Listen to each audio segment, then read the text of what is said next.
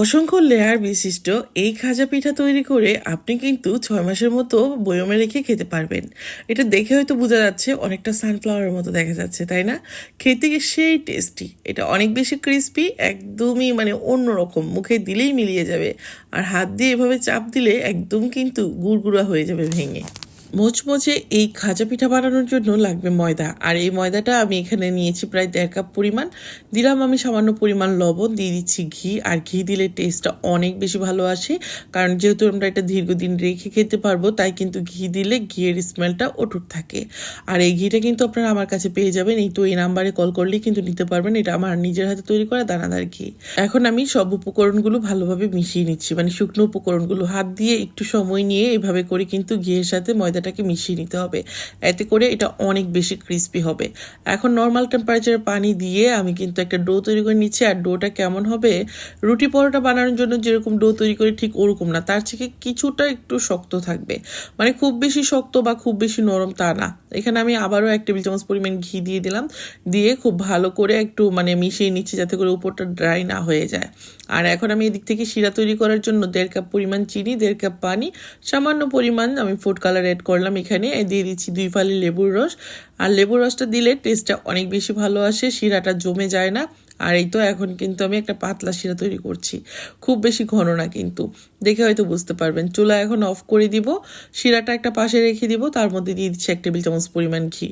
এখন আমি একটা বাটিতে নিয়ে নিচ্ছি প্রায় 2 টেবিল চামচ পরিমাণ কর্নফ্লাওয়ার। আপনারা চাইলে কিন্তু আটা বা ময়দা দিয়েও করতে পারেন। আবার নিয়ে নিচ্ছি এখানে 4 টেবিল চামচ পরিমাণ রান্নার তেল। এখন খুব ভালো করে কর্নফ্লাওয়ার আর তেলটা মিশিয়ে নিচ্ছি, এরকম একটা মানে ব্যাটার তৈরি হবে। এটা কিন্তু আমাদের মানে লাগবেই। এখন যেটা করতে হবে, এই তো আমি রেস্টে রেখে দিয়েছিলাম প্রায় 20 মিনিটের জন্য এই ডোটা। এখন অনেকটা সফট হয়ে গেছে। এখান থেকে আমি ছোট ছোট করে ডো করে নিচ্ছি। আমার এই ডো থেকে প্রায় 6টার মতো রুটি হবে, আর আমি 6টা রুটি এখন বেলে নিচ্ছি।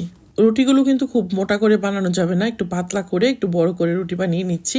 দেখে হয়তো আপনারা বুঝে ফেলবেন। এই তো আমরা বাসায় রুটি খাওয়ার জন্য যেরকম রুটি বানাই, তার চেয়ে একটু বড় করে আর পাতলা করে বানিয়ে নিলাম। রুটি এরকম আমি 6টা বানালাম, 6টা এক পাশে রেখে দিলাম। আর এদিক থেকে একটা রুটি প্রথমে নিয়ে নিলাম, তার উপর যে ব্যাটারটা তৈরি করেছিলাম তেল আর কর্নফ্লাওয়ার দিয়ে, সেটা কিন্তু খুব ভালো করে দিয়ে উপর থেকে কিছুটা শুকনা কর্নফ্লাওয়ার দিয়ে দিলাম। আমি যে কাজটা কর্নফ্লাওয়ার দিয়ে করছি, আপনারা চাইলে এটা আটা বা ময়দা দিয়েও করতে পারেন। এভাবে করে একবার এক একটা রুটি দিচ্ছি, আর উপর থেকে কর্নফ্লাওয়ারের ব্যাটার দিয়ে দিচ্ছি, তার উপর শুকনা কর্নফ্লাওয়ার দিয়ে দিচ্ছি। একইভাবে আমি 6টা রুটি একসাথে করে নিচ্ছি, দেখে হয়তো বুঝতে পারছেন। এখন আবারও উপরে কিন্তু কর্নফ্লাওয়ার ব্যাটার দিয়ে ভালো করে মাখিয়ে উপরে শুকনো কর্নফ্লাওয়ার দিয়ে এরকম একটা রোল বানিয়ে নিলাম। আর এই রোলটাকে 1 ইঞ্চি করে আমি কেটে নিচ্ছি, দেখে হয়তো বুঝতে পারছেন। আর এই তো এই রোলের প্রতিটা মানে 1 ইঞ্চি করে কেটে নেওয়ার পর এরকম হয়েছে, দেখেই বোঝা যাচ্ছে এটা কতটা মানে সুন্দর হয়েছে। আর ভেতরের লেয়ারগুলো কিন্তু স্পষ্টই দেখা যাচ্ছে। এখন একটা পাশ আমি একটু বন্ধ করে দিয়ে উপর থেকে আবার ছোট্ট করে একটা রুটি বানিয়ে নিচ্ছি। রেগুলার সাইজের পুরিগুলো যেরকম হয় দেখতে, ঠিক ওরকম। আপনারা চাইলে একটা সাইড বন্ধও করতে পারেন, অথবা এমনিই কিন্তু হালকা হাতে একটা রুটির মতো বেলে নিতে পারেন। খুব বেশি প্রেশার দিয়ে রুটিটা বানাবেন না, তাহলে কিন্তু লেয়ারগুলো সুন্দর হবে না। হালকা হাতে আলতো হাতে এখন উপর থেকে এভাবে করে তেল ছিটিয়ে দিবেন, দেখবেন কি সুন্দর করে সবগুলো লেয়ার খুলে খুলে আসবে। আর এটা কিন্তু মাশাআল্লাহ দেখতে যেমন সুন্দর, খেতেও অনেক মজা। এভাবে করে বাসায় একটু বেশি করেই তৈরি করবেন, যেদিন তৈরি করবেন, তাহলে বেশ কয়েকদিন রেখে খেতে পারবেন। চাইলে প্রিয়জনের কাছে এভাবে বানিয়েও পাঠাতে পারবেন।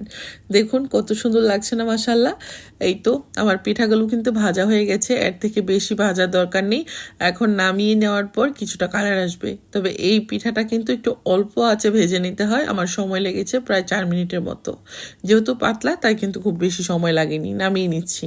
চাইলে কিন্তু এভাবে খেতে পারেন, অথবা উপর থেকে একটু শিরা এভাবে করে দিয়ে তারপর কিন্তু খেয়ে নিতে পারেন, আমি যেভাবে এটা করে নিচ্ছি। আবার চাইলে সরাসরি এভাবে শিরায়ও ডুবিয়ে নিতে পারেন। এই তো দেখে হয়তো বুঝে নিয়েছেন। এভাবে করে নিলেও কিন্তু বেশ মজা লাগে। তবে যারা মিষ্টি কম খেতে পছন্দ করেন, তারা এইভাবে করে উপর থেকে চিনি দিবেন। আর